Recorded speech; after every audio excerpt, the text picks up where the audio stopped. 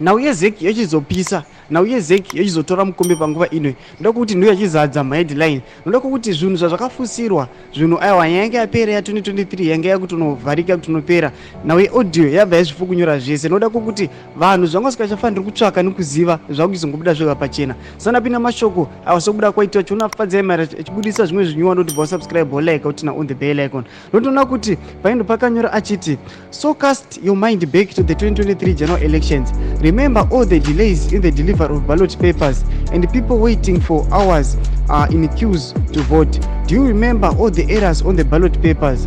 Is this what the taxpayer was paying? My son, the members and the top 6 consultancy for.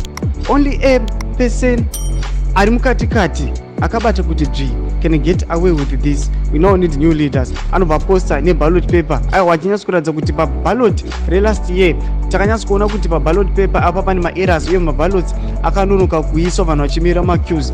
Padzemaire ari kuya panapa achiadvocate achiti tava kuda manew leaders noda kuti vari kuzvikonewa zvinhu zvese zvaikonzereswa nekuda kwemunhu ari kunzi ari mukatikati anga akabata kuti anga aenda nemari yeZEC yaifanira kunyatsokuita kuti maballot papers anyatsoprintiwa zvakanaka. Mashoko ari kubuditswa panapa nafadzemaire ava kuona evidence yezvinhu zvakaitika kuti chii chaikonzeresa kuti last year zvinhu zvidilewe. Chimbotizai mafungiro enyu munoti kudii pamusoro aiwa paprominent opposition munyika yeZimbabwe ataura mashoko aya. Bine comment section medu mutidze mafungiro enyu amusangana nosubscribe kulike chete on the bell icon.